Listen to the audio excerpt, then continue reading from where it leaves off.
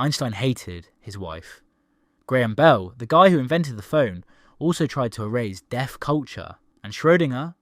Don't even Google it. It turns out that some of history's most brilliant inventors were also really terrible people. And once you know what they actually did, you're going to see their inventions in a completely different way. Fair warning, the farther I go into these stories, the worse it gets. Honestly, it makes me feel pretty sad for us humans. Wait, I'm not a human. Phew. Score 1 for robots. Number 1, Albert Einstein. Albert Einstein, poster boy of scientific brilliance, rock star of relativity, and that guy who said E=mc². He redefined time, space, and gravity, and his wild hair is practically a brand in itself. So how could Einstein fall? Well, it turns out he wasn't a great husband. Einstein married fellow physicist Mileva Maric, one of the few women studying science in the early 1900s. At first they bonded over math and mutual ambition, but by the time they settled into domestic life, Einstein presented Mileva with a literal contract, a list of cold, controlling demands that were so specific and calculating, it's terrifying. Some of the weirder ones I saw were, serve him 3 meals a day in his room, keep his clothes and laundry in order, expect no affection, stop talking when he requests silence, leave the room upon demand without argument. Basically, she was expected to act like a very sad Alexa, who could do laundry. But to make matters so much worse, Einstein couldn't even keep it in his pants. He then cheated on her with his cousin Elsa, whom he later married, and kept detailed journals of his many affairs. While he was redefining how gravity works, he was also perfecting gaslighting. What a talented man. So yes, Einstein helped us understand the fabric of the universe. But maybe he should have studied the basics of being a decent husband first. Number 2, treadmills. Today's treadmills come with digital displays, Bluetooth compatibility, and playlists designed to keep you running through the never-ending pain. But back in the 19th century, treadmills weren't a gym staple, they were a form of punishment. Invented by English engineer William Cubitt in 1818, the original treadmill was a massive, rotating wheel used to discipline prisoners. Inmates would walk on slats for hours, often 6 or more per day, all for nothing, just as a punishment. Think of it as cardio crossed with cruelty. They were marketed as character-building machines that instilled a work ethic in convicts. In reality, they left prisoners exhausted, injured, and psychologically wrecked. The practice was so brutal that it was officially banned in 1898. But now, people pay $2,000 for one, sync it to their smartwatch, and do it voluntarily. You imagine explaining that to Cubitt back in the 1800s. Turns out, your prisoner torture device is being used daily by thousands of people. Number 3, Louis Pasteur. This is Louis Pasteur, and he's been in your life a lot more than you think. Without Pasteur, we wouldn't have lattes, cheese sticks, or even ice cream.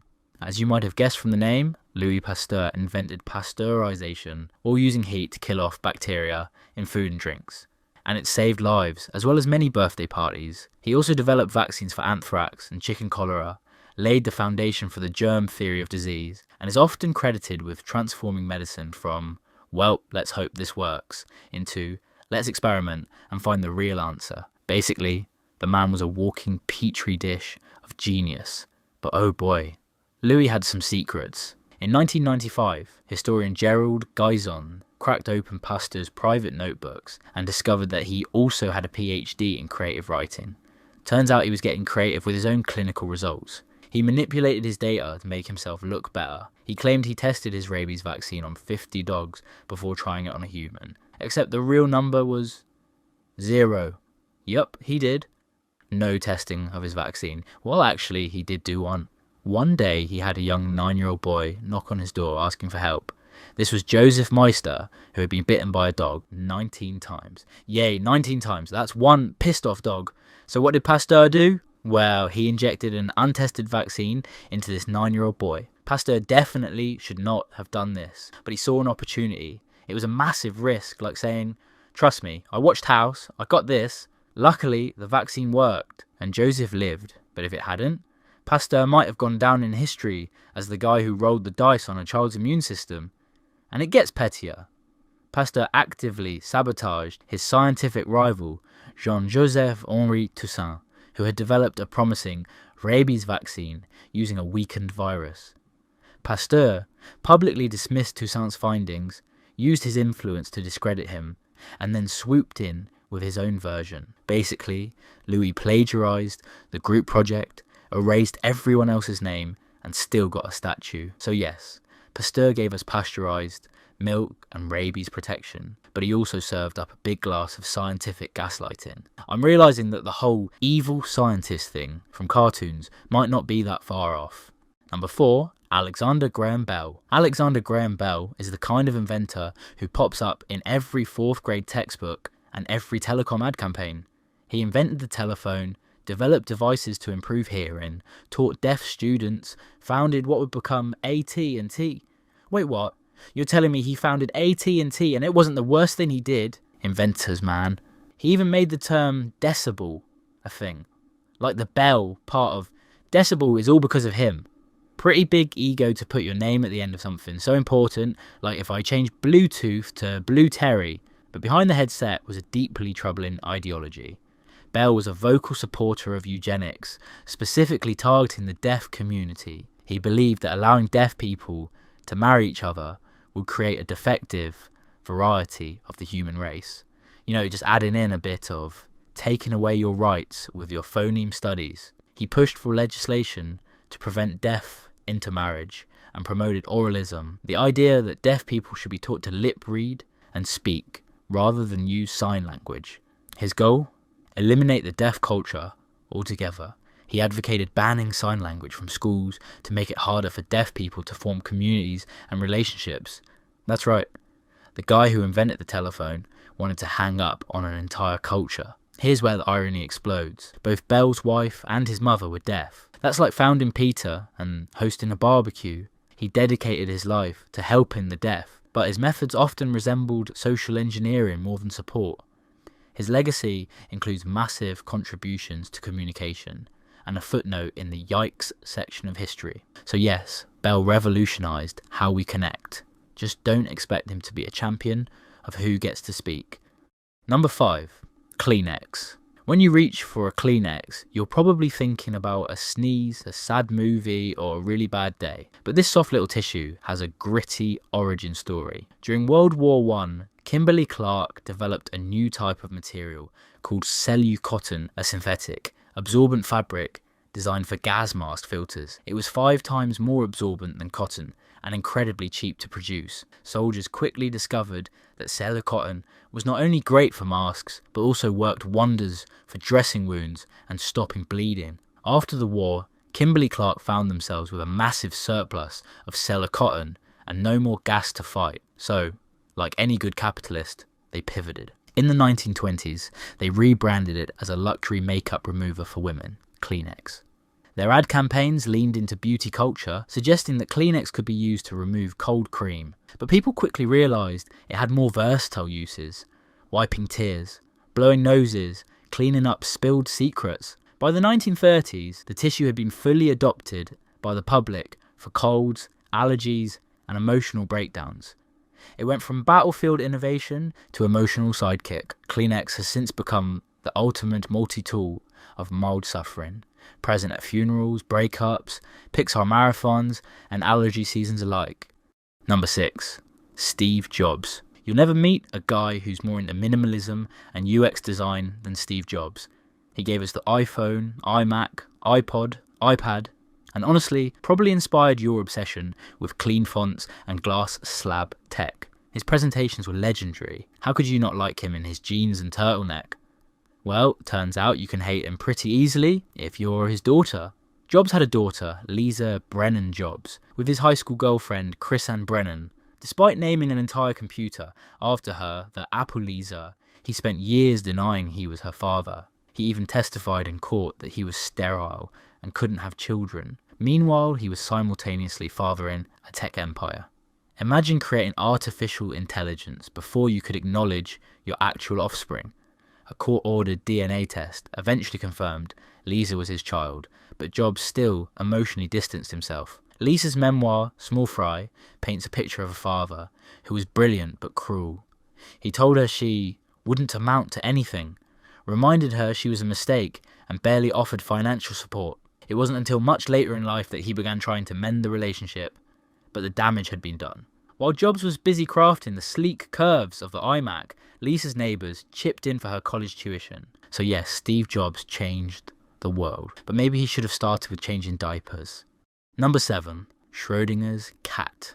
Erwin Schrödinger is the man behind one of the most famous metaphors in the quantum mechanics, the cat that is both dead and alive in a sealed box, depending on whether you observe it. The thought experiment was meant to illustrate the absurdity of applying quantum superposition to the real world. Cool, right? It's a physics meme goldmine, but unlike his imaginary cat, Schrödinger's own moral compass was very much dead, observed or not. At 35, Schrödinger began grooming a 14-year-old girl, someone he had known since she was a child.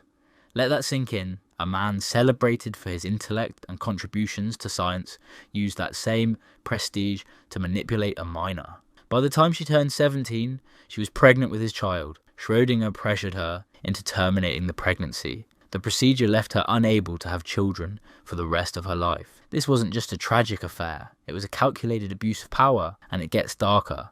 Schrödinger documented the entire relationship in his journals, not with shame, but with clinical pride. He saw himself as above regular people and their, quote, morality, rationalising his predatory behaviour as something a genius just gets to do. His journals read less like a physicist's notes and more like the confessions of a psychopath. It's terrifying as it is heartbreaking. This all came to light through a damning piece in the Irish Times, which shattered the romanticised image of our cat-loving scientist. So while pop culture giggles at Schrödinger's cat, maybe we should be more focused on the man who was far too comfortable crossing ethical boundaries in the real world. The cat in the box experiment was supposed to highlight uncertainty, but in Schrödinger's personal life, one thing is very clear: you don't need a box to know Schrödinger's morals were dead. Number 8. Roller coasters. The roller coaster is one of the crown jewels of any amusement park, but believe it or not, the first American roller coasters weren't built for fun, they were built to save your soul. Lamarcus Adner Thompson, known as the father of the American roller coaster, looked around 19th century America and saw a moral crisis. This was even before TikTok and whatever is happening on Twitter, back when saloon culture, burlesque shows, and general city degeneracy had taken hold. Thompson's solution: give the people something wholesome to scream about. Inspired by coal mining tracks used to haul carts down mountains, he built the Switchback Railway at Coney Island in 1884. It was a modest affair, just 6 miles per hour, but at the time it felt like riding lightning. Thompson believed that offering thrilling but clean entertainment would pull Americans away from vice and toward virtue. The roller coaster was a physical manifestation of spiritual renewal. Forget fire and brimstone sermons. Thompson was like, let's blast the sin out of you with a 30-degree drop. The idea took off. Soon, roller coasters became an essential part of amusement parks, evolving from spiritual detox rides to high-tech adrenaline machines that launch you at 90 miles per hour. Today's coasters feature corkscrews, vertical loops, and speeds that would have made Thompson faint on sight. It does make me wonder if roller coasters are a gateway to salvation. Only one way to find out, I guess. Number 9. Nikola Tesla. Nikola Tesla is often romanticised as the eccentric, misunderstood genius who gave us alternating current, wireless energy, and one of the swaggiest pics ever taken of a scientist. In pop culture, he's the quirky underdog. Team Tesla versus Team Edison. But although the world has turned on Edison, they might want to take another look at Tesla.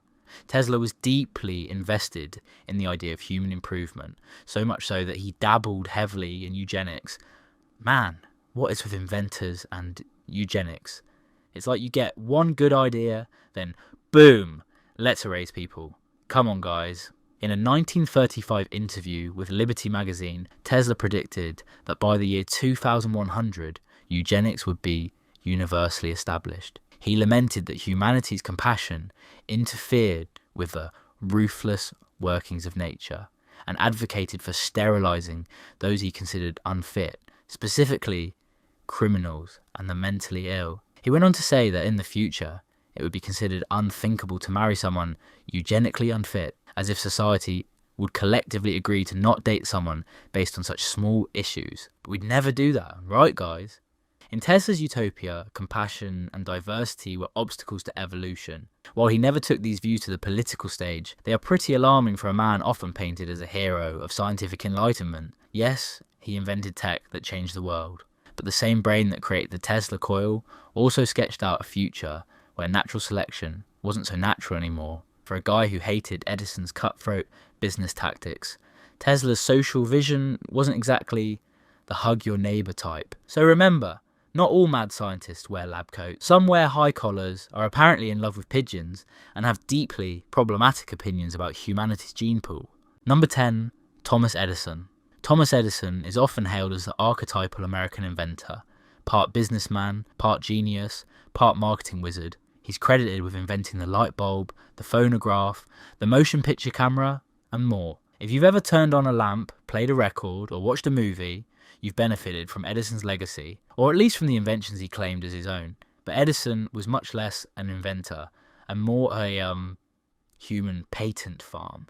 He filed over 1,000 patents in his lifetime, which is beyond impressive. But a deep dive reveals many of those patents were tweaks, rebrands, or outright appropriations of ideas developed by others. Take the light bulb, for instance. Edison didn't invent it. People had been working on incandescent light for decades before him. His real genius lay in making the bulb practical and commercially viable, yes, but also in beating everyone else to the patent office with a more marketable version. And he didn't work alone. Edison had a whole team of engineers who were the brains behind many of the gadgets associated with his name. He actually called them muckers, although I heard he wanted to call them something starting with an F, but I'm a PG channel. Muckers it is. His phonograph, built by machinist John Crucy, the motion picture camera, largely the brainchild of William Kennedy Dixon. Edison was basically the 19th century equivalent of a tech CEO accepting an award for something his dev team created. Let's not forget his ventures into audio toys. He created a series of talking dolls that were meant to delight children. Instead, they emitted horrific, scratchy recordings that sounded like a ghost screaming into a soup can. Children were reportedly terrified, but for me, that's just my old great-great-granny. He was brilliant, yes, but also ruthless, opportunistic, and a little too comfortable profiting from other people's brilliance. Number 11. Chainsaws. Chainsaws are now synonymous with slasher flicks and logging accidents, but their original purpose, childbirth. In the late 18th century, Scottish surgeons John Aitken and James Jeffrey invented the first chainsaw, not for trees, but for bones. Their version was a hand-cranked, flexible saw designed to perform precise surgeries, especially on joints. It was actually considered revolutionary at the time, a more humane alternative to the brutal bone saws used before anaesthesia was common.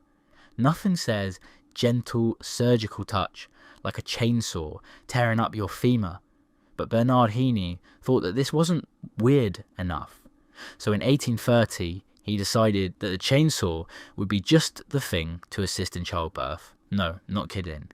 In cases of obstructed labour, doctors used the chainsaw to saw through pelvic bone to make room for the baby. It was exactly as terrifying as it sounds. The procedure was excruciating and often left women permanently injured if they survived. Thankfully, this approach fell out of favour with the rise of safer alternatives like the caesarean section. But the chainsaw wasn't done evolving. It was picked up by the logging industry, became a staple in horror pop culture, and now stars in everything from the Texas Chainsaw Massacre to Halloween lawn displays. So next time you hear that ominous buzzing sound, remember it started in an operating room before it ever made it to the tool shed or the slasher film. And yes, it's always been nightmare fuel. Yes, so that was a lot. Turns out that there may be some evil in everyday inventions. What's next? What creeper invented the Fanta? What about the modern radio? What about famous billionaires of the past? Could they... Oh my. Yeah, that's pretty bad. Yeah, I'm not talking about those ones. Instead, why don't you check out my other episodes on forbidden inventions? It's at the very least more upbeat than this one. Oh, and don't forget to subscribe.